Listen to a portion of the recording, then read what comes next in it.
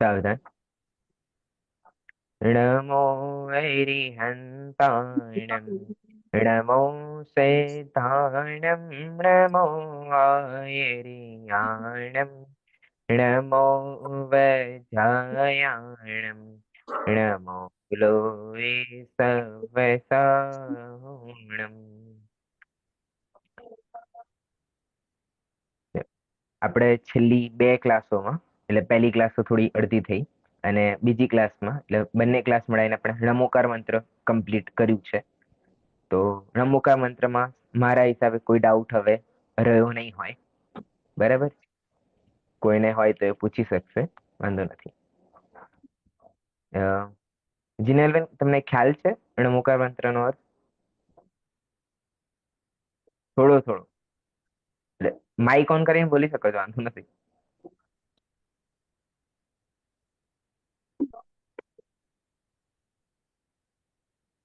Mike on કરીને.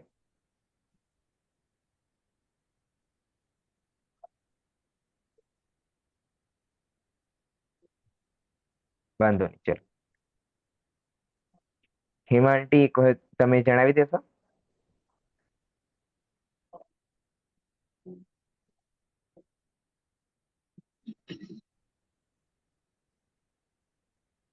Mike બંધ છે. જય જીનેન્દ્ર સર. જય જીનેન્દ્ર. સર, નમોકાર મંત્ર શાશ્વત છે. એમાં 5 પદ, 35 અક્ષર અને 58 માત્રા છે. અનાદિ નિધન મંત્ર કહેવાય છે. ષટખંડાગમ ગ્રંથના મંગલાચરણ રૂપે આ મંત્રના શબ્દમાં અક્ષર રૂપે એની રચના થઈ છે. આચાર્ય ભૂતબલી અને આચાર્ય પુષ્પદંત આચાર્યએ તેની રચના કરી છે. અને દરેક મંત્રોમાં નમો લોએ પણ લગાવી શકાય.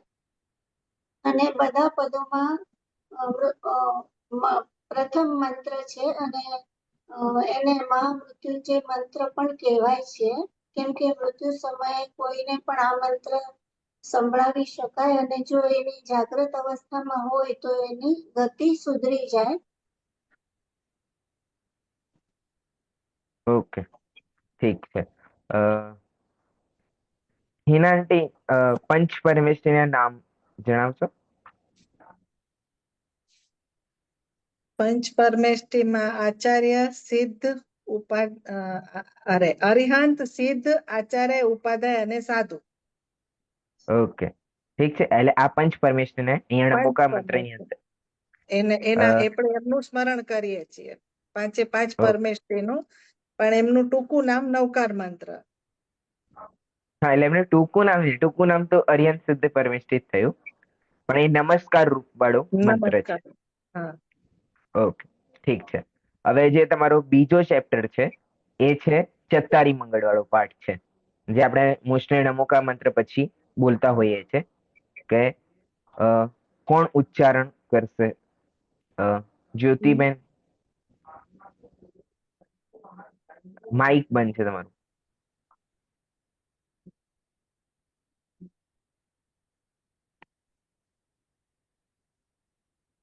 ઠીક છે.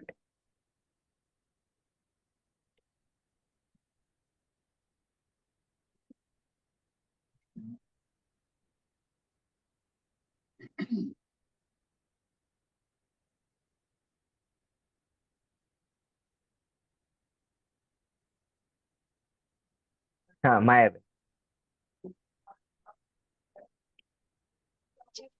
ચત્તારી મંગલમ, હરિહંતા મંગલમ, સિદ્ધા મંગલમ, સાહુ મંગલમ, કેવલી પનંતો ધમ્મો મંગલમ. પછી આગળ. ચત્તારી લઘુત્તમા, હરિહંતા લઘુત્તમા, સિદ્ધા લઘુત્તમા, સાહુ લઘુત્તમા, કેવલી પનંતો ધમ્મો લઘુત્તમા. ચત્તારી શરણં ભવજામિ, હરિહંતા શરણં ભવજામિ, સિદ્ધા શરણં ભવજામિ, સાહુ શરણં ભવજામિ, કેવલી પનંતો ધમ્મો શરણં ભવજામિ. ઓકે, ઠીક છે. સ્ટાર્ટિંગમાં શું છે? ચત્તારી મંગળમ, પછી ચત્તારી લઘુત્તમ અને ચત્તારી શરણમ, આ ત્રણ વસ્તુઓ છે. ત્રણેયમાં ખાલી એક જ પદ બદલાય છે, બાકી બધા કોમન છે. જે ચત્તારી મંગલ કહ્યું એમાં એક મંગલ બદલાયું, અહીંયા ઉત્તમ આવી ગયું અને છેલ્લામાં શરણ આવી ગયું. બરાબર. તો આ ત્રણેય પદમાં મંગળ, ઉત્તમ ને શરણ આ ત્રણ જ વસ્તુ ચેન્જ થાય છે, બાકી બધું કન્ટિન્યુ છે. ચત્તારી મંગળમ, અરિહંતા મંગળમ, સિદ્ધા મંગળમ, સાહુ મંગળમ, કેવલી પણ ધમ્મ મંગળમ. ચત્તારી લોગુતમાં, અરિહંતા લોગુતમાં, સિદ્ધા લોગુતમાં, સાહુ લોગુતમાં, કેવલી પણ ધમ્મો લોગુતમાં. અને છેલ્લે ચત્તારી શરણ પવજામી, અરહંતે શરણ પવજામી, સિદ્ધે શરણ પવજામી, સાહુ શરણ પવજામી, કેવલી પણ ધમ્મો શરણ પવજામી. બરાબર. એટલે ખાલી મંગળ, ઉત્તમ ને શરણ છે. એના પહેલા જે કોમન વસ્તુ છે આપણે સમજી લઈએ. તો અહીંયા સૌથી પહેલા શું કહે છે? ચત્તારી મંગલમ એટલે કે 4 મંગળ છે. પછી ચત્તારી ઉત્તમમ એટલે કે 4 ઉત્તમ છે. અને ચત્તારી શરણમ પવચામી એટલે કે 4 શરણ છે. બરાબર. પહેલા પદમાં એ જણાવે છે કે કોણ કેટલા ઉત્તમ છે, કેટલા શરણભૂત છે અને કેટલા મંગળ છે. પછી એ 4 કયા કયા છે એના નામ નીચેના 3 માં આપેલા છે, 4 માં આપેલા. બરાબર. તો એમાં શું છે? અરિહંતા મંગલમ, સિદ્ધા મંગલમ, સાહુ મંગલમ અને કેવલી પણ ધમ્મો મંગલમ.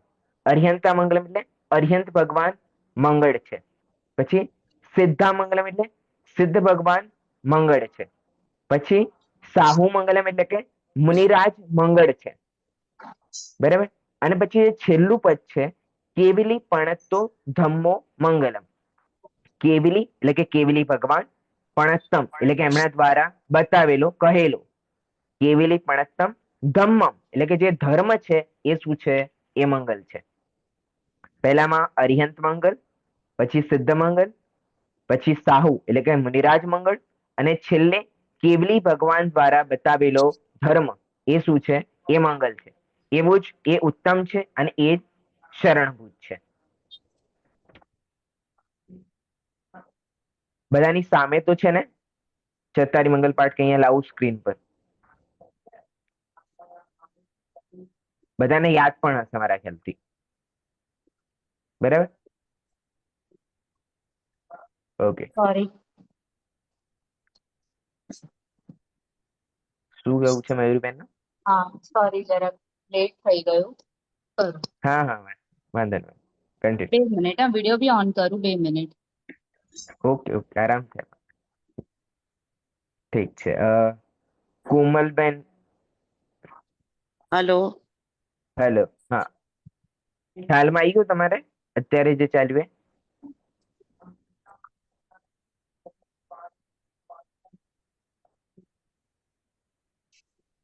અવાજ આવે છે?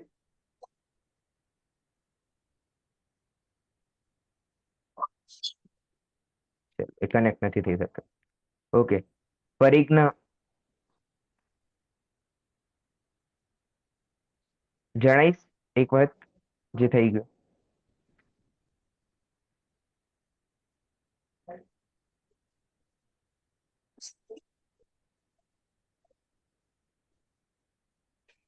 મને ઓડિયો નથી આવતો કે કોઈને નથી આવી રહ્યો? કોઈને નથી આવી રહ્યો. ચાલો ઓકે. ઓડિયો ડિસેબલ છે અથવા ખ્યાલમાં નથી આવ્યું કે બોલવું નથી, 3 ઓપ્શન હશે. સેકન્ડ. ઓકે. હા. કોણ? સર આવે છે અવાજ. કોણ?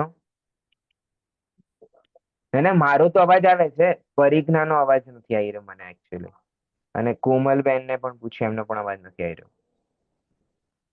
એટલે મેં પૂછ્યું કે મને અવાજ નથી આવી રહ્યો કે બધાને નથી આવી રહ્યો. ઠીક છે, કોઈને નથી આવતો. ભારતીબેન. હા અવાજ આવે છે.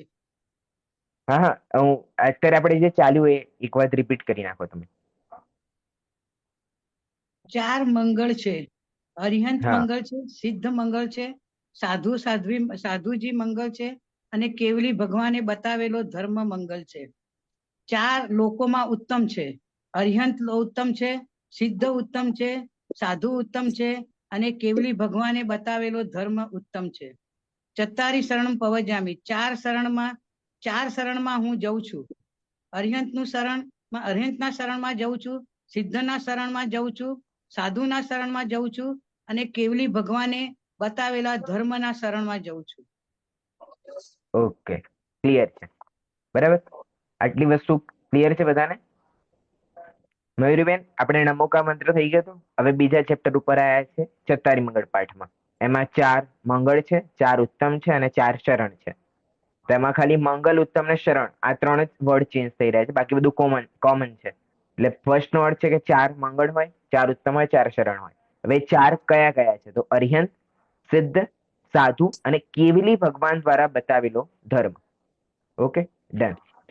હવે મારો પ્રશ્ન છે, આપણે આના પહેલા નમોકાર મંત્ર વાંચ્યો, ત્યાં અરિહંત ભગવાને નમસ્કાર કર્યા, સિદ્ધ ભગવાન, એના પછી આચાર્ય, ઉપાધ્યાય અને સાધુ ભગવાને પણ નમસ્કાર કર્યા. તો પછી અહીંયા ચત્તારી મંગળમાં એ મંગળ નથી, ઉત્તમ નથી કે શરણ નથી, એનો એવો અર્થ થયો ને. અહીંયા માત્ર મુનિરાજને નમસ્કાર કર્યા, ત્યારે આચાર્ય અને ઉપાધ્યાય બંનેને નમસ્કાર કર્યા છે. સાધુમાં ત્રણેય સાધુ આવી ગયા. ભગવાનમાં જ બંને આવી ગયા ત્રણેય. સાધુમાં ત્રણેય આવી ગયા, આચાર્ય, ઉપાધ્યાય અને હા, મુનિરાજ. ઓકે, ત્રણેય માયા આવી બેને ગયા. સાચું કહ્યું. Okay, done. ખ્યાલમાં આવ્યો મોનાલી બેન? તેમાં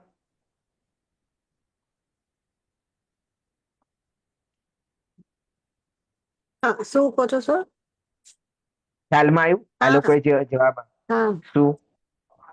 અ, સર્વ સાધુ જે આપણે બોલીએ એટલે એમાં સાધુ, મુનિરાજ, આચાર્યજી ત્રણેય આવી જાય એટલે હા, હા. એટલે અહીંયા જે 3 પહેલા જે કયા, અરિહંત ભગવાન, સિદ્ધ ભગવાન અને જે સાહુ મંગળ સાહુ ભગવાન, એ ભગવાન. સાહુ, હા. હા, એ સાધુ એટલે કે મુનિરાજના મંગળ, ઉત્તમ અને શરણમાં મુનિરાજની અંદર જ આચાર્ય અને ઉપાધ્યાય આવી જાય. આવી જાય. કારણ શું છે કે બધા ખરેખરમાં મુનિરાજ જ છે, પણ કોઈક મુનિરાજ માં શ્રેષ્ઠ છે તો એમણે આચાર્ય પદ આપી દીધું છે.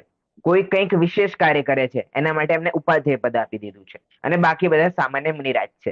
પણ છે તો બધા કોમનલી મુનિરાજ જ. બધાની પહેલા મુનિરાજ અવસ્થા હતી, પછી એ ઉપાધ્યાય કે આચાર્ય પદ ઉપર ગયા છે. એટલે બધા કોમનલી બધા શું છે? મુનિરાજ જ મુનિરાજ છે. છે. એટલે એ આ મુનિરાજ સાહુની અંદર મુનિરાજને જ્યાં ઉત્તમ, મંગળ અને શરણભૂત કહ્યું છે, ત્યાં આચાર્ય અને ઉપાધ્યાયનો ત્યાં ગર્ભ થઈ જાય, એટલે કે એને ગર્ભિત આવી જાય છે. બરાબર. હવે છેલ્લું છે, કેવલી ભગવાન દ્વારા બતાવેલો જે માર્ગ છે, જે ધર્મ છે, એ શું છે? એ ઉત્તમ, મંગલ, ઉત્તમ ને શરણ છે. ઓકે, આ 4 વસ્તુ સમજણાય. હવે ત્યાં મંગલ આપે છે. મંગલના 2 અર્થ નીકાળવામાં આવે છે. એક તો મમ પ્લસ ગલ. પહેલો છે મમ એટલે કે મના ઉપર બિંદી પ્લસ ગલ, અને એક બીજો અર્થ કાઢે છે મંગ પ્લસ લ. મ એના ઉપર બિંદી, ગ પ્લસ લ. એમાં જે પહેલો જે અર્થ નીકાળ્યો છે આ લોકોએ, મમ પ્લસ ગલ, એનો અર્થ છે, મમ નો અર્થ થાય પાપ, મિથ્યાત્વ. મમ નો અર્થ થાય મોહ, મિથ્યાત્વ, પાપ. અને ગલ એટલે કે જે ગળાવે, જે મોહ મિથ્યાત્વને ગલાવી નાખે, એને શું કહેવામાં આવે? મંગલ. મમ પ્લસ ગલ નો અર્થ આ છે. પછી જે બીજો નીકાળ્યો છે એ મંગ પ્લસ લ. મંગ નો અર્થ છે સુખ, અને લ એટલે લાતી, મંગ લાતી, એટલે કે સુખ જે લાવે છે, એટલે કે જે સુખ ઉત્પન્ન કરાવે છે, એ કોણ છે? એ મંગળ છે. એટલે એક પોઝિટિવ અને એક નેગેટિવ બંને આપી દીધા અહીંયા. પહેલામાં મમ પ્લસ ગલ એટલે કે જે મોહ મિથ્યાત્વને ગળાવે એ મંગલ, અને પોઝિટિવ રૂપે જોઈએ તો મંગ પ્લસ લ એટલે જે મંગ લાતી એટલે કે જે સુખ લાવે છે, એ શું છે? એ મંગળ છે. એટલે કોઈ મંગળનો અર્થ પૂછે તો બંને આવે, કે જે પાપોને ગલાવે અને બીજું સાચું સુખ ઉત્પન્ન કરે, એ શું છે? એ મંગળ છે. ક્લિયર છે? સર, બંનેનું એકવાર ફરીથી બોલો ને. હા, પહેલાનો વિચ્છેદ કર્યો છે મમ પ્લસ ગલ. મના ઉપર બિંદી એટલે કે મમ પ્લસ ગલ એટલે કે મમ ગલાવે, એટલે કે જે મોહ મિથ્યાત્વ છે એ શું છે? એ ગળાવે છે. એ થઈ ગયું તમારું મમ પ્લસ ગલ નો અર્થ. પછી એક બીજું એક એવું અર્થ નીકાળી શકાય કે મંગ પ્લસ લ એટલે કે મંગ લાતી. મંગ નો અર્થ થાય સુખ, અને લાતી એટલે ઉપજાવે, લાવે છે, એટલે કે સુખને ઉત્પન્ન કરે છે. એટલે નેગેટિવ રૂપે જોઈએ કે નેગેટિવ રૂપે શું કરે છે? કે પાપોને ગળાવે છે. પોઝિટિવ રૂપે જોઈએ તો શું કે છે? કે જે એ સુખ ઉત્પન્ન કરે છે.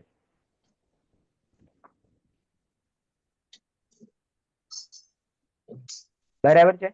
કોઈને પ્રશ્ન હોય તો તરત પૂછી શકે છે. મિથ્યાત્વને ઘડાવે છે અને બીજાનો અર્થ સુખ ઉપજાવે છે. હા સોકે. પણ આમાં યાદ રાખવાનું, મમ પ્લસ ગલમાં સુખ ઉપજાવે વાળું નહીં લખી ગલવાનું, નહીતર એવો અર્થ થઈ જાય કે સુખ ગલાવે. ગલનો અર્થ તો એ જ થાય છે. તો આ વસ્તુ ના થાય, એટલે મેં તમને બંને બતાવી દીધા છે. કેવું થાય કે ભાઈ એક જ નો કઈ રીતે બે અર્થ નીકાળે છે. અમુક જ્યાં વિશ્લેષણ થતું હોય ત્યાં ખાલી મંગળને એમ કહી દે કે ભાઈ જે પાપોને ગલાવે ને સાચું સુખ ઉત્પન્ન કરે. તો ભાઈ શબ્દ તો 3 અક્ષરનો છે અને આવા બે અર્થ ક્યાંથી નીકાળ્યા, તો મેં તમને મૂળ કહી દીધું. બરાબર, ક્લિયર છે? તો ખરેખર પાપોને ગળાવવા વાળું અને સાચું સુખ ઉત્પન્ન કરાવવા વાળા 4 જ વ્યક્તિ છે કે 4 જ છે. એ કોણ છે? અરિહંત પરમેષ્ઠી, સિદ્ધ પરમેષ્ઠી અને સાધુ પરમેષ્ઠી અને કેવડી ભગવાન દ્વારા બતાવેલો ધર્મ. બરાબર, ક્લિયર છે બધાને? પછી આગળ લે છે ઉત્તમ. ઉત્તમ નો અર્થ શું થાય? કે જે જગમાં ઉત્તમ છે. ઉત્તમ એટલે કે શ્રેષ્ઠ. ઉત્તમ નો નોર્મલ અર્થ છે શ્રેષ્ઠ, કે જે જગમાં સૌથી શું છે? શ્રેષ્ઠ છે. તો આ જગમાં શ્રેષ્ઠ કોણ છે? કે ભાઈ શ્રેષ્ઠ પણ 4 જ વસ્તુઓ છે. અરિહંત ભગવાન ઉત્તમ છે, શ્રેષ્ઠ છે જગમાં, બારણું લોકમાં. પછી લોકમાં સિદ્ધ ભગવાન ઉત્તમ છે, લોકમાં સાધુ એટલે કે મુનિરાજ ઉત્તમ છે, અને કેવડી ભગવાન દ્વારા બતાવેલો ધર્મ જ વાસ્તવિકતામાં ઉત્તમ છે. બરાબર, મંગલ ઉત્તમ થઈ ગયું. એ 4 એટલે લોકમાં જે મહાન વસ્તુઓ છે તો એ 4 જ છે, કે અરિહંત ભગવાન, સિદ્ધ ભગવાન, સાધુ એટલે કે મુનિરાજ અને કેવડી ભગવાન દ્વારા બતાવેલો જે ધર્મ છે એ. ઓકે, ક્લિયર છે? હવે છેલ્લે લીધું છે શરણ. શરણનો જે નોર્મલી અર્થ છે સહારો. સહારો જે આપણે લઈએ છે, એમની શરણમાં જઈએ છે. તો એ શરણભૂત પણ શું છે? 4 જ વસ્તુ શરણભૂત છે. અરિહંત ભગવાન શરણભૂત છે, સિદ્ધ ભગવાન શરણભૂત છે, સાહુ એટલે કે મુનિરાજ શરણભૂત છે, અને છેલ્લે કેવડી ભગવાન દ્વારા બતાવેલો જે ધર્મ છે એ જ વાસ્તવિકતામાં શરણભૂત છે. બાકી કોઈ શરણ છે નહીં.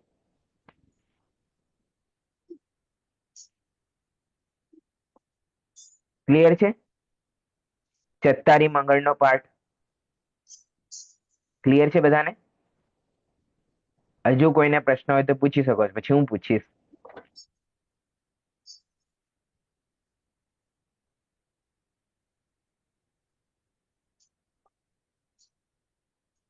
આ વિવોના નામથી કોણ જોઈન થયેલું છે?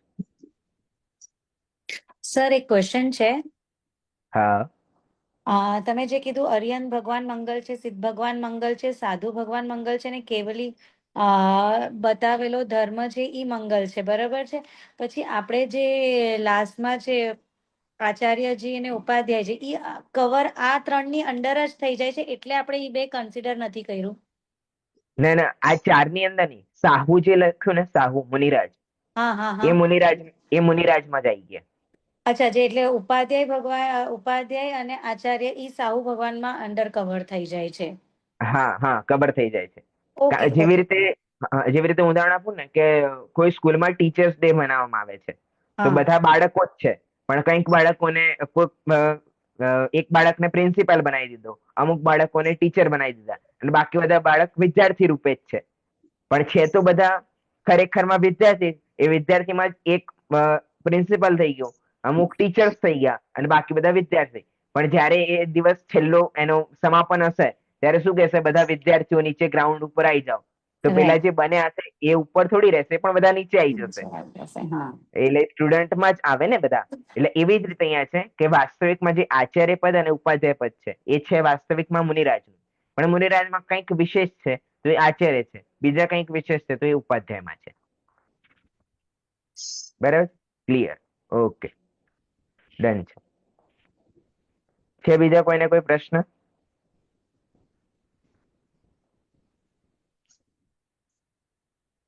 સર આમાં આપણે લાસ્ટમાં બોલીએ છીએ કેવડી ભગવાને બતાવેલો ધર્મ, તો એ કેવડી ભગવાન, તો એ તો કેવળ જ્ઞાન તો હરિયનજી સિદ્ધજી એ લોકોને પણ છે, એટલે તો કેવડી ભગવાને બતાવેલો ધર્મ કેમ બોલ્યો છે? એટલે અહીંયા જે ધર્મ છે એને મંગળ કહેવામાં આવ્યું છે. મંગળ ઉત્તમ ને શરણભૂત વાસ્તવિકતામાં ધર્મ છે, પણ એ ધર્મ કયો? કોઈ તો ભાઈ આપણે ઘણા બધા ધર્મો છે, એમાં કયો ધર્મ કે ધર્મ કયો કે જે કેવલી ભગવાને જે બતાવેલો છે એ જ ધર્મ, બાકી કોઈને અમે ધર્મ માનીશું નહીં. વાસ્તવિકતામાં એવું નથી કે ગુરુદેવ શ્રીએ એમના પ્રવચનોમાં કહ્યું એટલે આપણે એમને ધર્મ માની લીધો, એવું નથી. પણ કેવડી ભગવાને જે વાત કહી છે એવી જ વાત આચાર્યોએ લખી અને એ જ વસ્તુ અમને ગુરુદેવ શ્રીએ બતાવી, એટલા માટે અમે ગુરુદેવ શ્રી દ્વારા બતાવેલા માર્ગને ધર્મ માન્યો છે. એવું થોડી છે કે એક વ્યક્તિ કહ્યું એટલે આપણે માની લેવાનું, એ નથી. અહીંયા ધર્મને શું કરવા અંગીકાર કર્યો છે કે એ કેવડી ભગવાન દ્વારા બતાવેલો છે એટલા માટે એ વાસ્તવિકતામાં ધર્મ છે. બાકી જો કેવડી ભગવાન દ્વારા બતાવેલો ના હોય તો એને ધર્મ કહેવામાં આવશે નહીં. ઓકે, ક્લિયર છે?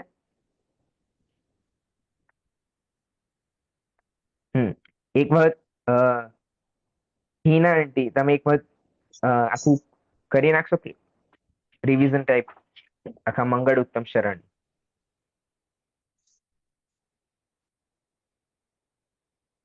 મને કયો છો? હા તમને. મને નહીં ફાવે. ના મિનલબેન નહીં, હિનાબેન.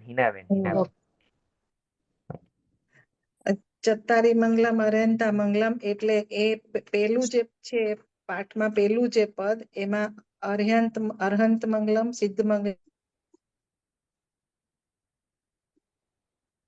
આચાર્ય ઉપાધ્યાય અને મુનિરાજ બધા આવી ગયા. પછી આપણે એ મંગલ એટલે મમ પ્લસ ગલ એટલે જે બધા પાપોને ગાળી નાખે, એટલે મિથ્યાત્વ રૂપી એમાં મોહ રાગ દ્વેષ બધું આવી ગયું, એને ગાળી નાખે. પછી છે મંગ પ્લસ લ એટલે જે મંગલાતી, મંગલાતી એટલે સાચું સુખ ઉત્પન્ન થાય એ. અને પછી છે આપણે પવજ આપણે ઉત્તમ, લોકમાં 4 ઉત્તમ છે એમાં પણ આ જ આવશે અરહંત, સિદ્ધ, આચાર્ય ને ઉપાધ્યાય. એ ઉત્તમ છે કે જે સૌથી મહાન છે. ઉત્તમ એટલે મહાન, જે સૌથી મહાન છે એટલે એને ઉત્તમ કીધા છે. પછી શરણમમાં પણ એમ જ આવશે, સેમ ઉપર લખેલું છે એ પ્રમાણે જ આવશે. આચાર્ય ઉપાધ્યાય સાધુ એ સર્વ શરણમ પવજ્જામી. અને કેવલી ભગવાને બતાવેલો ધર્મ મંગલ છે, કેવલી ભગવાને બતાવેલો ધર્મ ઉત્તમ છે, અને કેવલી ભગવાને બતાવેલા શરણમાં જ આપણે રહેવાનું છે. એ રીતે આ ત્રણેય મંગલનો અર્થ થાય છે. હવે આમાં મારી કઈ ભૂલ થઈ હોય તો બોલજો. વાંધો નહીં. કેમ કે મિનલબેન સમજાય પણ સમજાવતા થોડોક પ્રોબ્લેમ થાય. પણ હવે જો એવું અમે ન સમજાવીએ તો અમારી ભૂલ અમને ખબર નહીં પડે એમ. હા વાંધો નહીં. આપણે તો બધા રિવિઝન જ કરીએ ત્યારે વાંધો નથી, આપણે ક્લિયર થોડી કરી નાખ્યું છે. હા, માયાબેન કઈ કહી રહ્યા છે? ચત્તારી મંગલમ અરિહંતા મંગલમ. આમને કોઈ ભૂલ કરી છે? લોકમાં મંગલ 4 છે. અરિહંત ભગવાન મંગલ છે, સિદ્ધ ભગવાન મંગલ છે, સાધુ મંગલ છે. સાધુમાં આચાર્ય ઉપાધ્યાય સાધુ આવે, અને કેવડી ભગવાને બતાવેલો વિતરાગ માર્ગ મંગલ છે. એવી રીતે લોકમાં ઉત્તમ પણ 4 છે. અરિહંત ભગવાન ઉત્તમ છે, સિદ્ધ ભગવાન ઉત્તમ છે, સાધુ ઉત્તમ છે. સાધુમાં આચાર્ય ઉપાધ્યાય સાધુજી ઉત્તમ છે, અને કેવલી ભગવાને બતાવેલો વિતરાગી માર્ગ ઉત્તમ છે. તેવી જ રીતે લોકમાં શરણ પણ 4 છે. અરિહંત ભગવાન શરણ છે, સિદ્ધ ભગવાન શરણ છે, સાધુ ભગવાન સાધુજી શરણ રૂપ છે, અને કેવલી ભગવાને બતાવેલો વિતરાગ માર્ગ શરણ રૂપ છે. Okay, done. સરસ. મિનલબેન ક્યાં ગયા પાછા? મિનલબેન દોશી. સર મને નહીં ફાવે. ના એટલે આમાં કઈ ફાવાનું તો છે જ નહીં ને, આપણે કોઈ ટેસ્ટ થોડી 4 મંગલ એક્સપ્લેન કર્યા છે. એમાં ચત્તારી મંગલમાં અરિહંતા, સીતા, સાહુ ને કેવલી ને કીધા છે આપણે. અને મમનો મિનિંગ, મંગળનો મિનિંગ તમે બતાવ્યો મમ એટલે મિથ્યાત્વ, મોહ, પાપ ને ગલાવી નાખે. અને બીજું મમ નો મિનિંગ કીધું છે કે સુખ ઉત્પન્ન કરે, સાચું સુખ ઉત્પન્ન કરે. અને ઉત્તમ અને શ્રેષ્ઠ છે આપણા અર્યંત સિદ્ધ સાધુ ને કેવલી ભગવંતો. શરણમ પવજ્જામી અને લોગુતમા. શરણમ પવજ્જામી એટલે સર બહુ નથી આગળ આવતું. હા હા, એકચ્યુઅલી જો જેટલું બોલ્યા છે એમાં સુધાર કરાવી દઉં ખાલી. જે મંગલનો અર્થ છે એમાં મમનો અર્થ નથી કહી રહ્યો, મંગલનો જ આખો અર્થ કહું છું. ઓકે. મંગલના બે વિચ્છેદ કર્યા છે, એક તો મમ પ્લસ ગલ અને ગલ બીજું એક છે મંગ પ્લસ લ. લ એટલે એમાં જે ઉત્પન્ન સૌ કરે. હા, લ એટલે લાતી, હે એટલે ઉત્પન્ન કરે યસ. છે.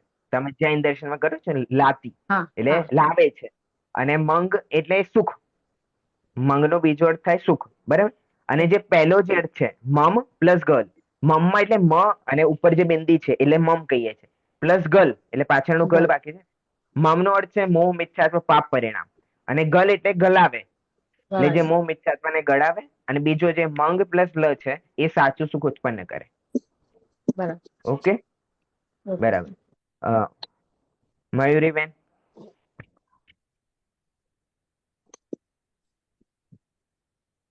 ચાર મંગલ છે, કેવલી અર્યંત મંગળ, અર્યંત હમ ભગવાન, સિદ્ધ ભગવાન, સાધુ ભગવાન, કેવલી ભગવાન તે બતાવેલો ધર્મ. પછી બરાબર. ચાર ઉત્તમ છે, જગતમાં જે શ્રેષ્ઠ છે એ ચાર, એટલે આ જ ચાર આવ્યા એમાં. પછી શરણ હા એટલે સહારો, તો આપણે કોઈનો સહારો લેવો હોય તો આ 4 જણનો સહારો લેવાનો, એવું હું સમજી છું. હું ખોટી પણ હોઈ શકું, પ્લીઝ, હું મારી લેંગ્વેજમાં બોલું છું. હા પછી મંગલના બે અર્થ તમે સમજાવ્યા, મમ હા પ્લસ ગલ. મમ એટલે મોહ મિથ્યાત્વ ને પાપ ને એ, પ્લસ ગલ એટલે હમ ગાળે, એટલે મિથ્યાત્વ પાપને જે નેગેટિવ છે એ બધું એમાં આપણું ગળી જાય. પછી મંગ પ્લસ લ એટલે સુખ અને લાધી, સુખને લાવે, સાચું સુખ ઉત્પન્ન કરે. હા, લાદી નથી, લાતી. લાદી, ઓકે. લાતી, ત છે ત. લાતી, ઓકે. હમ બરાબર, ઓકે, ઠીક છે, બધાને ક્લિયર છે. હવે આપણે આગળના ચેપ્ટરમાં વધીએ. બુક બધાની પાસે છે, એટલે આમ તો હું શેર કરું છું. જો બધાની પાસે ના હોય તો શેર કરું, ને બધાની પાસે હોય તો શેર ના કરું.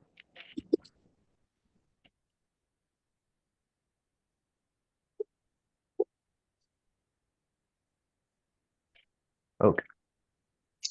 થર્ડ ચેપ્ટર છે તીર્થંકર ભગવાન. બરાબર, બધાને દેખાય છે? ઓકે. આમાં વિદ્યાર્થી અને શિક્ષક છે, તો પરિજ્ઞા બોલી શકીશ?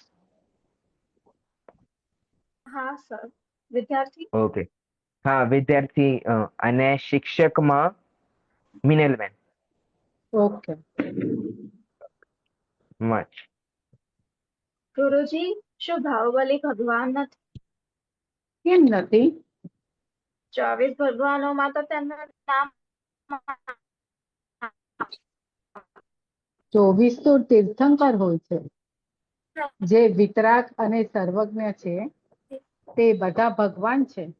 અરિહંત પરમેષ્ઠી અને સિદ્ધ પરમેષ્ઠી ભગવાન જ છે ને. શું તીર્થંકર ભગવાન નથી હોતા?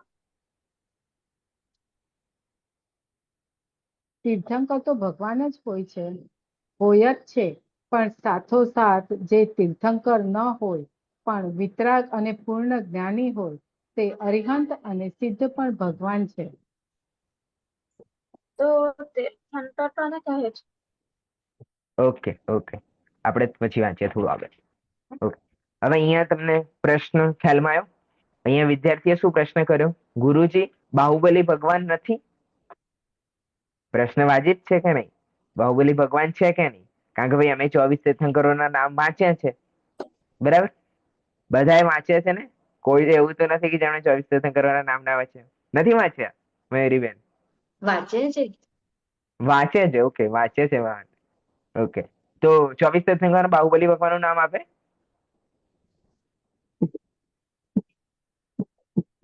ડાઉટ છે.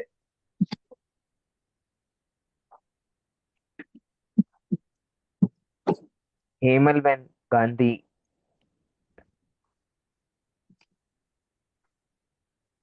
આઉટ જ થઈ ગયા. હા, હા 24 ચોવીસ 24 તીર્થંકરમાં બાહુબલી ભગવાનનું નામ નથી આવતું. તો પણ એ ભગવાન છે કે નહીં? હા, એ ભગવાન તો છે, કારણ કે છે. એ મને ખબર નથી બાહુબલી ભગવાન છે કે નહીં. ઓકે, જીનલબેન ને અવાજ આવી શકે છે તમારો?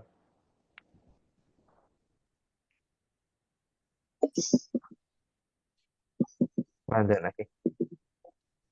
ઓકે, પ્રશ્ન બધાને ખ્યાલ આવે છે? મોનાલીબેન, 24 તીર્થંકરોના આપણે નામ વાંચ્યા છે, પણ ક્યાંય બાહુબલી કે ભરત એમનું નામ નથી આવતું. કારણ એટલે કે વિદ્યાર્થીએ શું તીર્થંકર પદ નથી પ્રાપ્ત કરેલું, એટલે એ તીર્થંકર નથી, પણ ભગવાન છે, કારણ કે એ સિદ્ધ પામ્યા છે. કેવળ જ્ઞાન મળ્યું. કેવળ, હા. ઓકે, ઠીક છે. એટલે બધાને મોસ્ટલી બધાને ખ્યાલ આવી ગયો છે કે શું પ્રશ્ન છે. હવે અહીંયા શું કહે છે? 24 તીર્થંકરોના નામ નથી આવતું. 24 તો તીર્થંકર હોય છે. જે વિતરાગી અને સર્વજ્ઞ છે તે બધા ભગવાન છે. હવે અહીંયા ભગવાનની પરિભાષા આવી ગઈ તમારે. હું તમને નોટ ડાઉન કરાવતો જ જઉં છું, બરાબર? અહીંયા ભગવાનની તમારી પરિભાષા આવી ગઈ. શું આવી ભગવાનની પરિભાષા? કે જે વિતરાગી અને સર્વજ્ઞ હોય તેને ભગવાન કહે છે. પ્રશ્ન આવે કે ભાઈ ભગવાન કોને કહેવાય? તો જવાબમાં શું આવશે? જે વિતરાગી અને સર્વજ્ઞ હોય તેને ભગવાન કહે છે. બરાબર?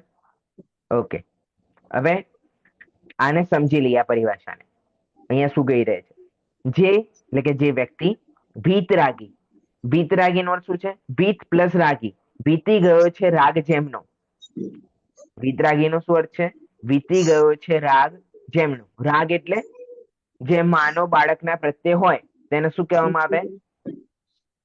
રાગ. જે માનવ બાળકના પ્રત્યે હોય એને રાગ કહેવામાં. એટલે કોઈ વસ્તુ આપણને સારી લાગે અને આપણે એને ઈચ્છીએ, એનો અર્થ શું છે? રાગ. એની ઈચ્છા કરીએ કે આ વસ્તુ મારી પાસે આવી જાય, એ શું છે? રાગ. એટલે જેમણે કોઈ પણ પ્રકારનો રાગ છે નહીં. બરાબર? તો ભારતીબેન એમને દ્વેષ તો હશે? શું હશે? દ્વેષ, દ્વેષ, રાગ દ્વેષ આપણે જોડે બોલતા હોઈએ છે ને. અચ્છા, હા. દ્વેષ હા, તો ન તો જ હોય ને. મોહ જતો રહ્યો પછી કોના ઉપર દ્વેષ કરવાનો?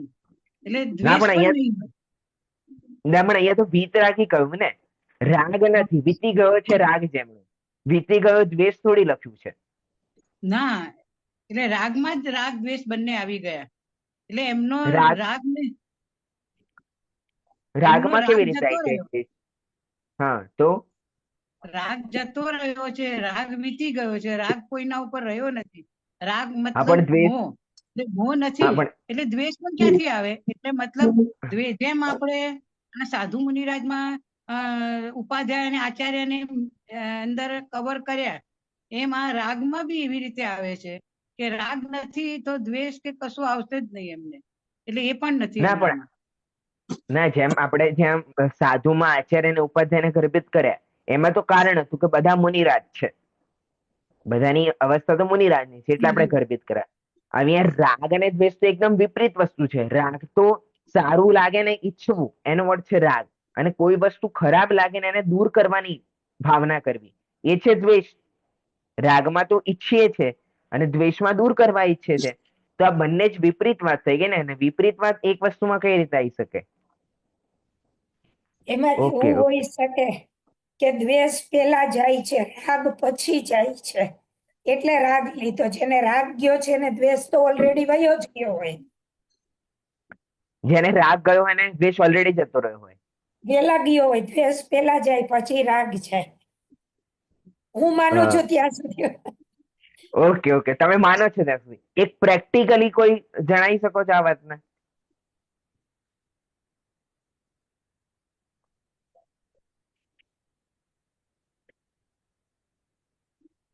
આપણને હું બોલું?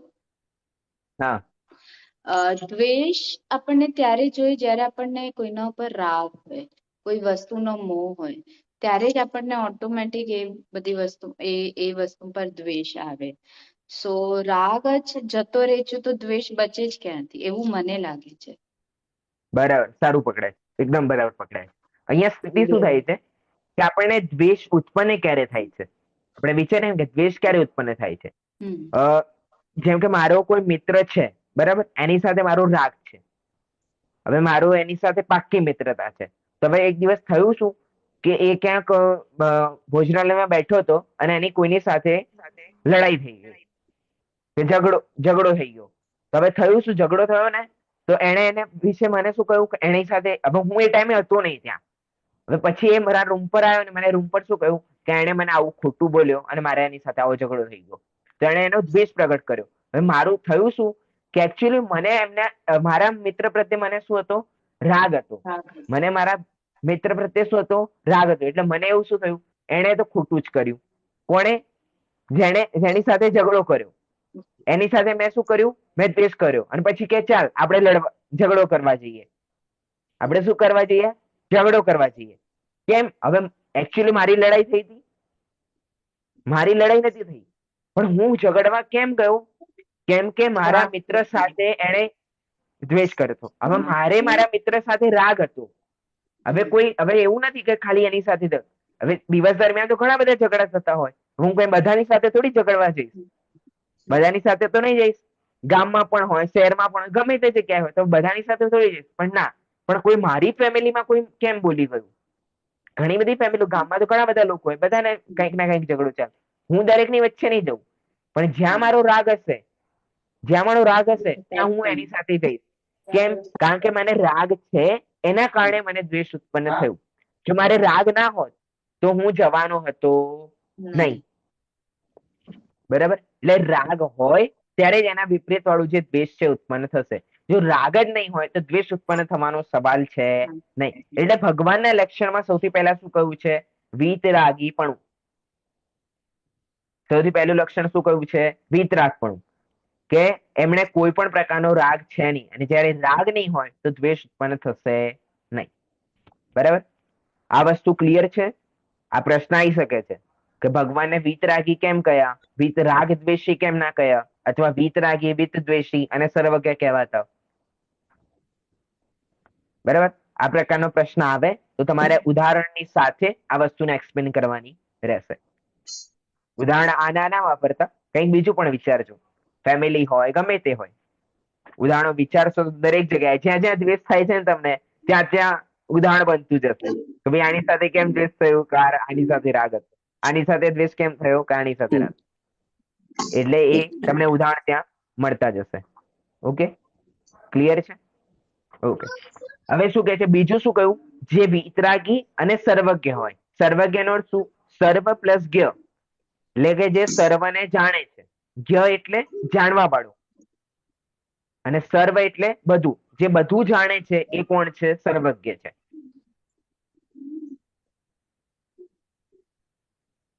ક્લિયર છે? જે બધું જાણે છે એનું નામ શું છે? સર્વજ્ઞ. હવે સર્વજ્ઞની બીજી પરિભાષા તમે યાદ કરી નાખવા છે. જે ત્રણ લોક, ત્રણ કાળના બધા પદાર્થોને એક સાથે એક સમયમાં જાણે છે તેને સર્વજ્ઞ કહે છે. હા, લખી નાખો, સાઈડમાં ક્યાંક લખી નાખો. સર પાછું બોલશો? હા, જે ત્રણ લોકના, ત્રણ કાળના બધા પદાર્થોને એક સાથે એક સમયમાં જાણે છે તેને સર્વજ્ઞ કહે છે.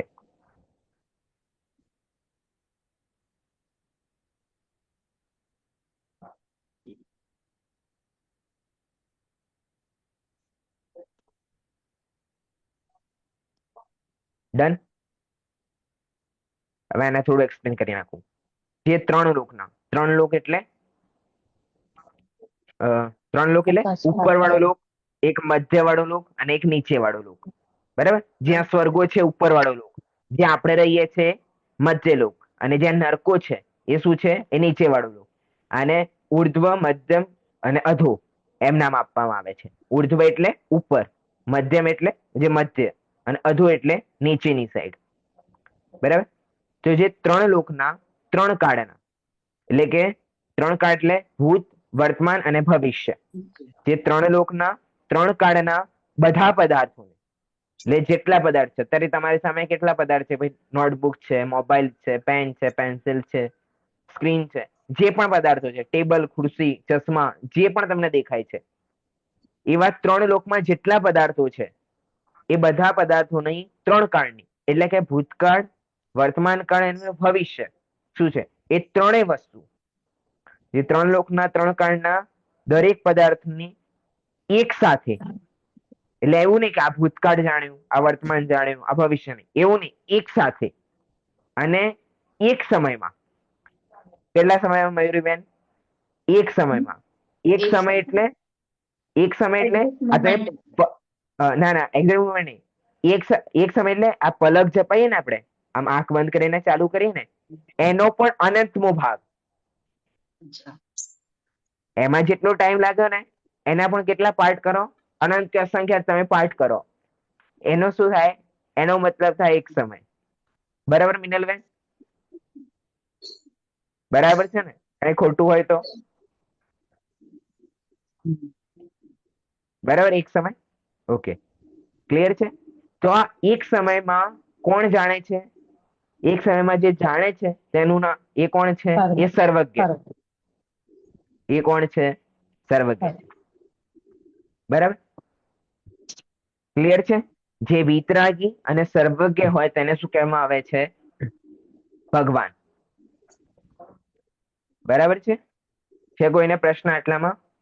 સર, આ જે ભગવાનની ડેફિનેશન છે એ આપણા માટે છે ને, કે બધા હવે જે લોકો નોન જૈન છે એ લોકો બી પોતાના ભગવાનને ભગવાન કહે છે, કૃષ્ણ ભગવાન છે કે રામ ભગવાન છે, તો આપણે ભગવાન. તો જો આમાં એવું છે કે જે વ્યક્તિ વિતરાગી અને સર્વજ્ઞ હોય એ બધા અમારા માટે ભગવાન છે. જો કૃષ્ણ વિતરાગી અને સર્વજ્ઞ હોય તો અમારા માટે ભગવાન છે. અને જો મહાવીર ભગવાન વિતરાગી અને સર્વજ્ઞ ના હોય તો અમારા માટે ભગવાન છે નહીં. ઓકે, વિષય સમજી ગયા તમે? જો કૃષ્ણ વિતરાગી અને સર્વજ્ઞ હોય તો અમારા માટે શું છે? ભગવાન છે. અને જો મહાવીર વિતરાગી અને સર્વજ્ઞ ના હોય તો આપણા માટે ભગવાન છે નહીં. ક્લિયર? ઓકે, હવે બીજો એક પોઈન્ટ ડિસ્કસ કરીએ આપણે. મૂવ કરવું પડશે, મેં દુકડમ, મને થોડું અર્જન્ટ કામ છે. ઓકે ઓકે, વાંધો.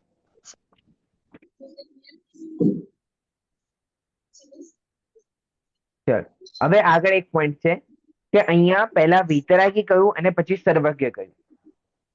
જે વિતરાગી અને સર્વજ્ઞ હોય તેને ભગવાન કહે છે. બરાબર? આ પરિભાષા રેડી થઈ ગઈ બધાને? રાત્રે કોઈ ઊંઘમાં પણ પૂછે તો ભગવાનની પરિભાષા શું આપવી જોઈએ? કે જે વિતરાગી અને સર્વજ્ઞ હોય તેને ભગવાન કહે છે. બરાબર? હવે અહીંયા શું છે કે પહેલા વિતરાગી પણ લખ્યું અને પછી સર્વજ્ઞ પણ લખ્યું. એનું કારણ શું છે? જો સર્વજ્ઞ પણ વગર વિતરાગપણે ઉત્પન્ન થઈ જાય, જો તમને ખબર પડી જાય કે તમારા પૂર્વજન્મના માતા પિતા આ હતા, વર્તમાનના આ છે અને ભવિષ્યના આ છે, તમારા જે ભૂતકાળના માતા પિતા હતા એ આજે ક્યાંક વનસ્પતિ કાયમાં ક્યાંક ફૂલની ઉપર ઉત્પન્ન થયા છે, અને જે ભવિષ્ય વાળા છે એ એના બાજુના જ ફૂલમાં એના ઉપર ઉત્પન્ન થયા છે. આ તો ખાલી મા બાપનું કહ્યું. તમારા બાળકોનું, તમારા દાદાઓનું, તમારા પ્રિય વસ્તુનું, પ્રિય વ્યક્તિઓ, એ બધાનું તમને એક સાથે ખ્યાલમાં આવી જાય તો શું થઈ જાય? આપણું મગજ ચકરાઈ જાય કે આ શું થયું, એકદમ શું થયું, શું બતાવી ગયું. ઘણી વખત એવું નહીં કે કોઈ ખોટી ઘટના ઘટી હોય એનો ખાલી ફ્લેશબેક આવી જાય તો આપણને એમ થઈ જાય કે યાર આવું થઈ ગયું. અને આમાં તો ત્રણ લોકનું ત્રણ કાળનું બધું એક સાથે દેખાઈ જાય તો શું થાય? એક નોર્મલી વસ્તુ છે. આપણું અત્યારે આપણો ખાલી વિચારમાં જ આટલું બધું ગભરામણ થાય છે કે આકુડ વ્યાકુળ થઈ જઈએ છે. તો એના માટે શું કહ્યું છે? પહેલા વિતરાગીપણું કહ્યું છે કે ભાઈ પહેલા તમારે વિતરાગીપણું ઉત્પન્ન થવું જોઈએ.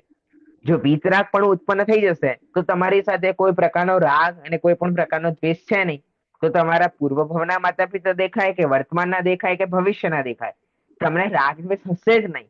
તો તમને કોઈ પણ પ્રકારની આકુળતા કે વ્યાકુળતા થવાની છે નહીં. પણ જો વગર વિતરાગપણે જો સર્વજ્ઞપણું પ્રગટ થઈ જશે તો શું છે? એ વ્યક્તિ અત્યધિક આકુળ વ્યાકુળ થઈ જશે અને પછી કેવી કેવી સિચ્યુએશનો થઈ શકે છે. અટેક આવી જાય કોઈને કે ભાઈ આ શું દેખાઈ ગયું, શું થાય છે મારી સાથે. નોર્મલ વસ્તુ છે. જે લોકોને અટેક આવતા એ લોકોને પણ આવું સ્થિતિ હોય ને, અટેક આવી જાય ઘણા લોકોને, તો એ એટ એ ટાઈમ કોઈની મૃત્યુ થઈ જાય. એટલા માટે શું છે કે સૌથી પહેલા વિતરાગીપણું કહ્યું છે અને પછી સર્વજ્ઞપણાની વાત કરી છે.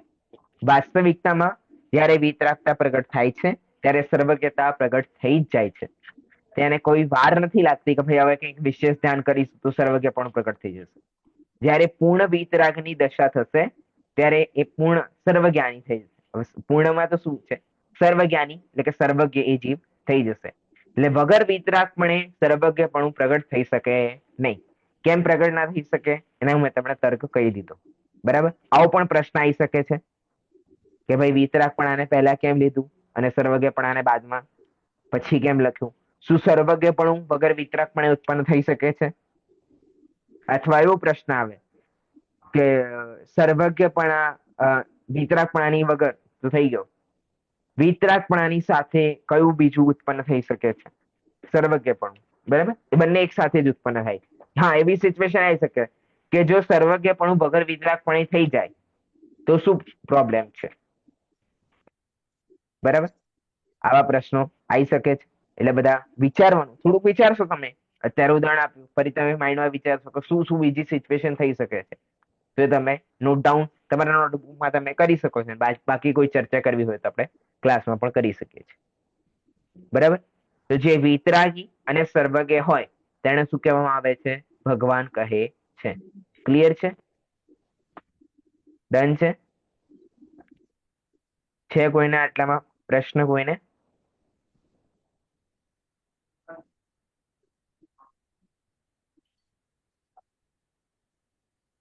સર, મારે તમને એક પૂછવું હતું. તમે જે એક્સપ્લેન કર્યું ને ઉધ્વલોક મધ્યલોક, ત્યારે 2 સેકન્ડ માટે છે ને ઓલું થઈ ગયું હતું, મારું લીવ થઈ ગયું હતું. તો ઈ વાળો જે એક પાર્ટ છે, જે ઉધ્વલોક મધ્યલોક, જે 3 કાળનું જે તમે એક્સપ્લેન કર્યું હતું કે 3 કાળ 3 સમયે સાથે જાણે છે એવી રીતે, તો એ ઉધ્વલોક મધ્યલોક અને પાતાલ લોક હતું, કયું હતું સર? એમાં ઉર્ધ્વ, મધ્ય અને અધો. અધો. ઓકે. હા, અધો. હવે એ સર્વજ્ઞની પરિભાષામાં શું છે કે જે 3 લોક એટલે કે ઉર્ધ્વલોક, મધ્યલોક અને અધોલોક, જે 3 લોક, 3 કાળ.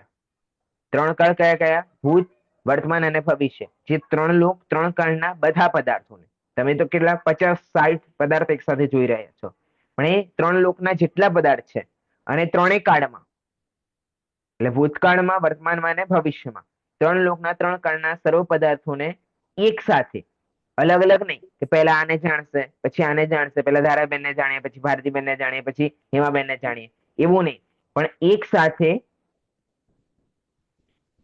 હા, એક સાથે જાણે છે. શું કરે છે? એક સાથે એ જીવ જાણે છે અને એક સમયમાં. કેટલા સમયમાં? કે ભાઈ 2-5 મિનિટમાં જાણી શકતો હોય પૂરું, એવું નહીં, માત્ર એક સમયમાં એ જાણે છે. ક્લિયર છે?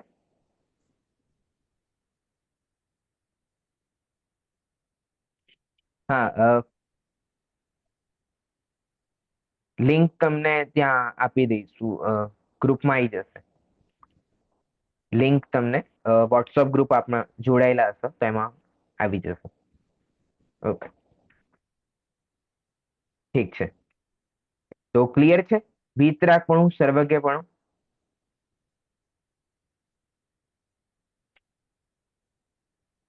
ડન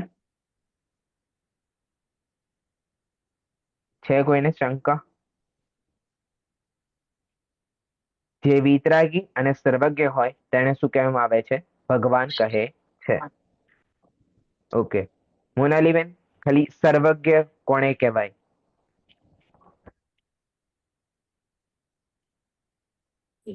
સર્વ જે ત્રણેય લોકમાં ત્રણેય લોકના ત્રણેય કાળમાં એક સાથે એક સમયે જાણે છે તેને સર્વજ્ઞ કહે છે.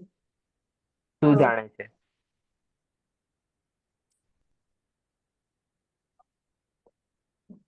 બધા પદાર્થો, એ વર્ડ શું? ભૂલી ગઈ છું. બધા પદાર્થો, સર્વ પદાર્થ. સર્વ પદાર્થો. હા, એટલે જે ત્રણ લોકના ત્રણ કાળના જેટલા પદાર્થો છે, બધા પદાર્થ, હમ દરેક વસ્તુઓ, જે શબ્દ પદાર્થ એક સારો શબ્દ છે. એટલે જે ત્રણ લોકના ત્રણ કાળના સર્વ પદાર્થોને એક સાથે એક એક સમયમાં જાણે સમયે. છે. સાંભળવામાં સરળ છે, પણ લખવામાં અને બોલવામાં થોડું ટાઈમ લાગશે. એટલે લખી જ નાખજો બધા એક વાર, જે લોકોને નથી યાદ, અને જે લોકોને એવું છે કે મને યાદ છે છતાં પણ એક વાર લખી નાખજો, કારણ કે પછી ક્લાસ પત્યા પછી એમ થાય કે ભાઈ ફરી કંઈક ભૂલી ગયા તો નેક્સ્ટ ક્લાસમાં ભૂલી ગયા. અને આ જે બાલબોધ 1, 2, 3 છે એ તમે સારી રીતે સમજી લીધું તો આગળના કોર્સ એકદમ ઇઝીલી નીકળશે. કારણ કે ક્યાંક વિતરાગપણાની વાત આવશે, ક્યાંક સર્વજ્ઞપણાની વાત આવશે, ક્યાંક પંચપરમેષ્ઠીની વાત આવશે, તો એ સમયે ફરી એક્સપ્લેન કરવાનું રહેશે નહીં.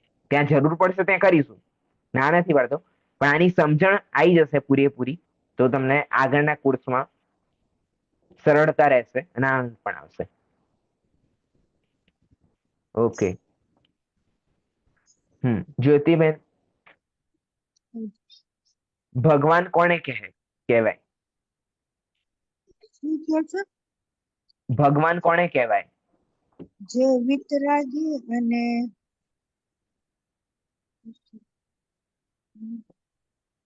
અને સર્વજ્ઞ હોય તે ભગવાન કહેવાય. ઓકે, વિતરાગી કોને કહેવાય? વિતરાગી એટલે જેને રાગ દૂર હોય ને એને વિતરાગી. હા, વીત એટલે કે વીતી ગયો છે રાગ જેમણો, એને શું કહેવાય? વિતરાગી કહે છે. વિતરાગી. વિતરાગી કોને કહેવાય? વીતી ગયો છે રાગ જેમણો રાગ. તે વિતરાગી છે. બરાબર, ક્લિયર છે ભગવાનની પરિભાષા? ઓકે, આગળ લઈ લઈએ તીર્થંકરની પરિભાષા. કંઈક બોझिल તો નથી લાગતું? એવું તો નથી લાગતું કે આજે ઘણું બધું થઈ ગયું? ઈઝી હતો ચક્કારી મંગળનો પાઠ, અને પછી આપણે સર્વજ્ઞની જે પરિભાષા લીધી છે. આગળ તીર્થંકરની પરિભાષા. હા,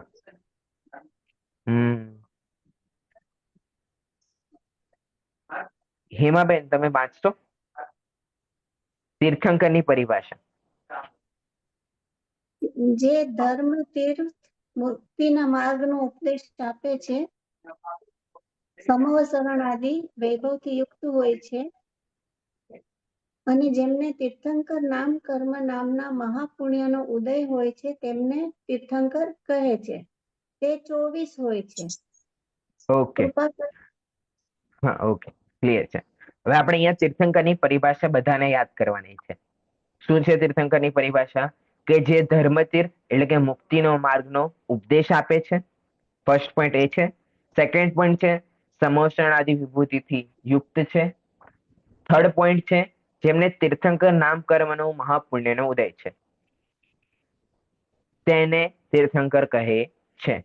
તીર્થંકરની પરિભાષામાં કેટલા પોઈન્ટ છે? 3 પોઈન્ટ છે. ભગવાનની પરિભાષામાં 2 પોઈન્ટ હતા. જે વિતરાગી અને સર્વજ્ઞ હોય તેને ભગવાન કહે છે. તીર્થંકરની પરિભાષામાં 3 પોઈન્ટ છે. કયા કયા? જે ધર્મ તીર્થનો ઉપદેશ આપે એટલે કે મુક્તિ માર્ગનો ઉપદેશ આપે છે. સેકન્ડ છે સમોષણ આદિ વિભૂતિથી યુક્ત છે. થર્ડ પોઈન્ટ છે જેમણે તીર્થંકર નામ કર્મનો મહાપુણ્યનો ઉદય છે, તેને તીર્થંકર કહે છે.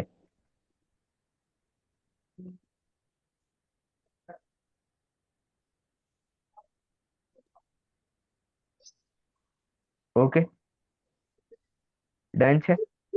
તીર્થંકરની પરિભાષામાં 3 પોઈન્ટ છે. ભગવાનની પરિભાષામાં 2 પોઈન્ટ હતા, જે વિતરાગી અને સર્વજ્ઞ હોય. તીર્થંકરની પરિભાષામાં 3 પોઈન્ટ છે કે જે વિતરાગી સોરી, ભગવાનની પરિભાષામાં 2, જે વિતરાગી અને સર્વજ્ઞ હોય, અને તીર્થંકરની પરિભાષામાં 3 પોઈન્ટ, જે ધર્મ તીર્થનો એટલે કે મુક્તિના માર્ગનો ઉપદેશ આપે છે. સેકન્ડ પોઈન્ટ, જે સમોષણ આદિ વૈભવથી યુક્ત છે. થર્ડ પોઈન્ટ, જેમણે તીર્થંકર નામ કર્મનો મહાપુણ્યનો ઉદય છે, તેને તીર્થંકર કહે છે. ઓકે, પહેલો શું છે?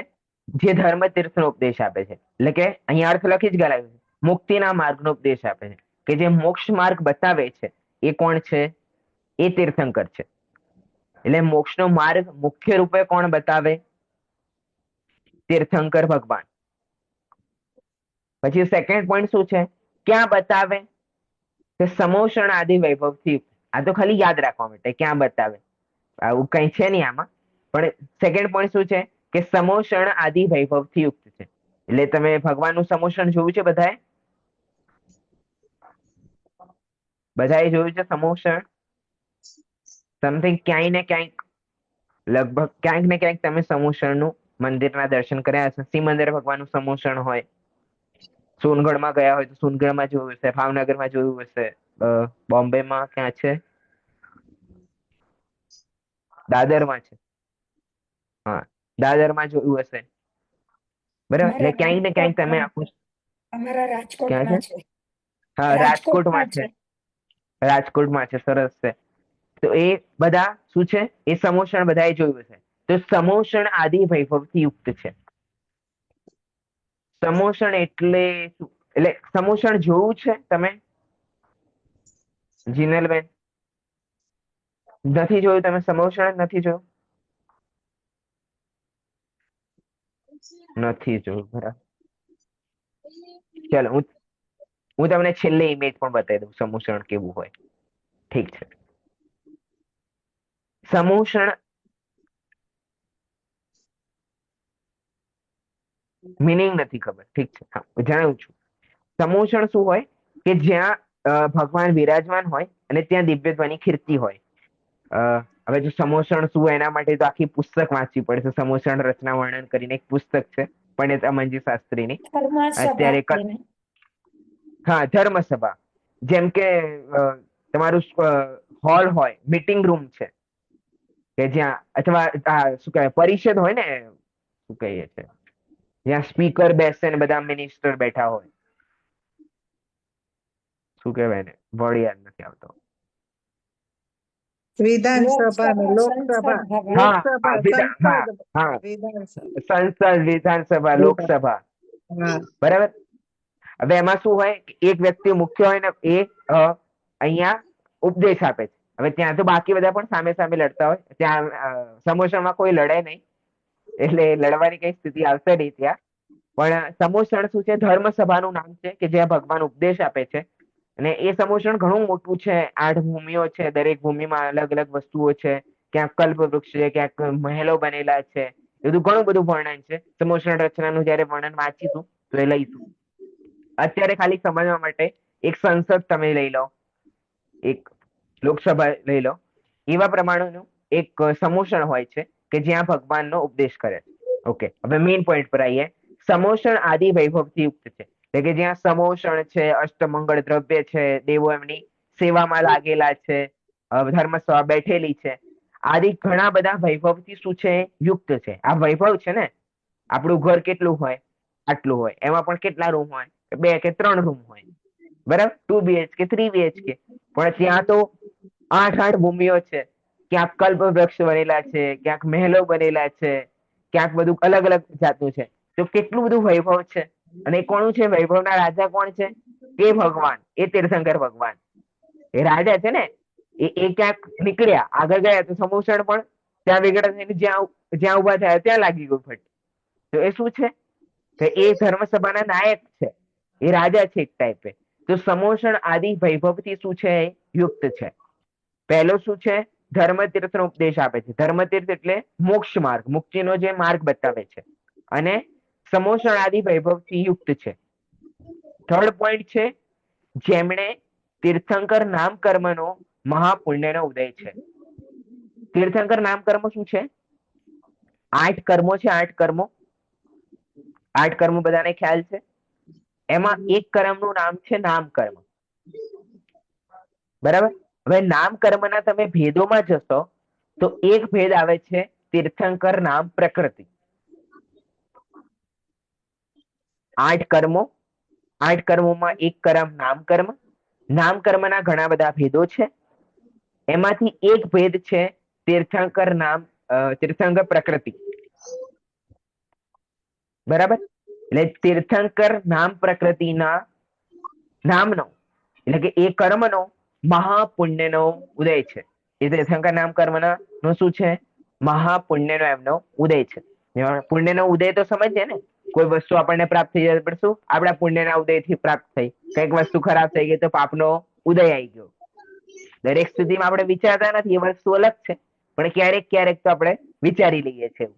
અથવા ઘટના થઈ ગઈ અને થોડાક સમય પછી કોઈ ફરી યાદ થતું હોય તો વિચારવાનું, હા એ તો પાપનો ઉદય હતો, એ ટાઈમે એવું થયું. ખરેખર વસ્તુ તો પ્રતિ સમયના વિચારવા વાળી છે, પણ આપણે ઘણા ટાઈમ પછી વિચારીએ છીએ, વાંધો નથી. તો એ શું છે? એ તીર્થંકર નામ કર્મનો મહાપુણ્યનો એમને શું છે? ઉદય છે.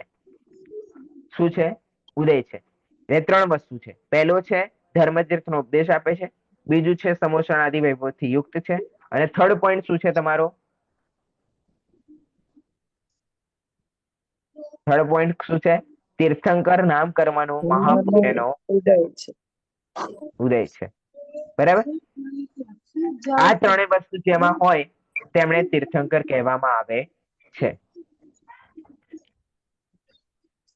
ક્લિયર છે બધાને?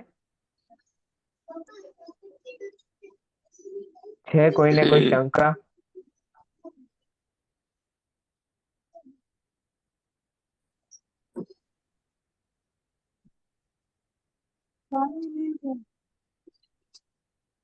શું?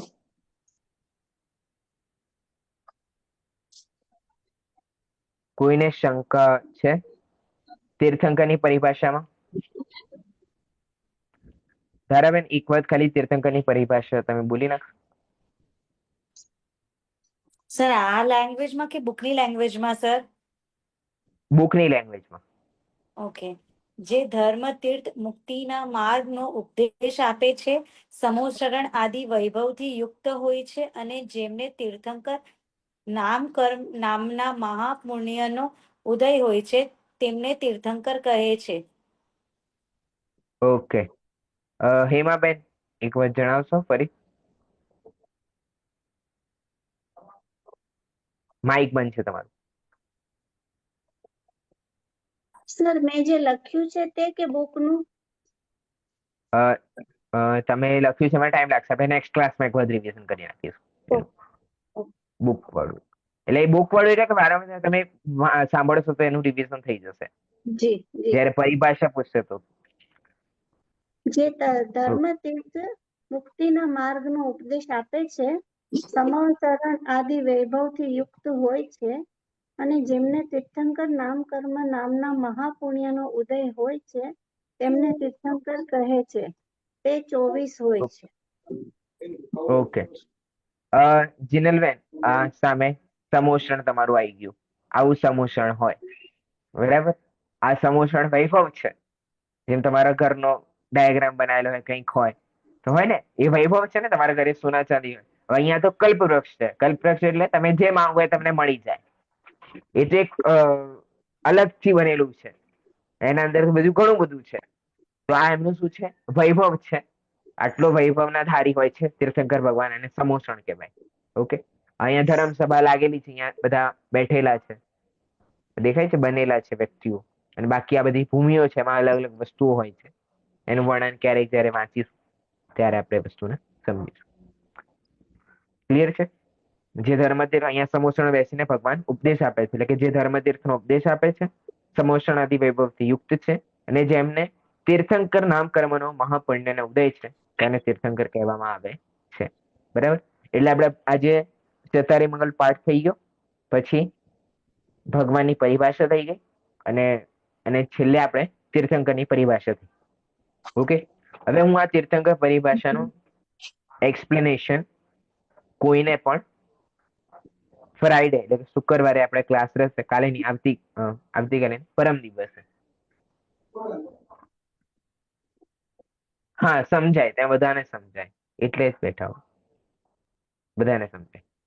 ઓકે, તો ત્યાં આપણે શુક્રવારે હું કોઈને પણ પૂછીશ, અને જીનલબેન થઈ શકે તો ઓડિયો ઇનેબલ થઈ શકે એવી રીતે આવતી વખત જોઈન થશો. ખ્યાલ આવે ને કે કેટલું ખ્યાલમાં આવે છે. ઓકે, બાકી છે આજના ક્લાસમાંથી કોઈને કોઈ પ્રશ્ન છે તો પહેલા પૂછી લઉં. નથી? પાક્કું? મિનલબેન છે કોઈ પ્રશ્ન? કોઈ નથી. ઓકે, તો બધાને શુક્રવાર માટે ચત્તારી મંગળ પાઠ, ભગવાનની પરિભાષા અને તીર્થંકરની પરિભાષાની વિથ એક્સપ્લેનેશન. હા, 1 થી 3 લિંક અત્યારે હું એટલે જે અત્યારે અપલોડ થઈ ગયા છે એટી ક્લાસની લિંક અત્યારે વોટ્સએપ ગ્રુપમાં મૂકી દઉં છું. ઓકે, બધાને એક સાથે જય જિનેન્દ્ર. સર આ બુક્સ ક્યાંથી મળશે? એટલે તમારે હાર્ડ બુક જોઈએ છે? Hard copy? હાર્ડ કોપી સ્મારકમાં મળી જશે. લગભગ આ લોકો પ્રોવાઈડ કરાવવાના છે. હા, એટલે કારણ કે સ્ટાર્ટિંગમાં જ્યારે રજીસ્ટર કર્યું ત્યારે હતું એડ્રેસ મોકલ્યું હા બુક્સ માટેનું. હા હા હા, તો તમે મોકલ્યું હતું ત્યાં હા રજીસ્ટર હા એડ્રેસ? હા, તો હું પૂછી નાખું છું ટીમમાં કે ક્યારે સુધી આવી જશે બુક, તો મળી જશે બુક તમને. ઓકે, બધાને જય જય. સર જીનવાણી જાય છે. સ્તુતિ બોલશો. હા, લઈ લો તમે જાણી જીનવાણી. કે હા, જ્ઞાન તે તુજે લોકાલો સોવાણી મસ્તક નમો સદા તે જીનવાણી માતનો વાર્તકનો જય. પરમ ઉપકારી શ્રી સદગુરુદેવ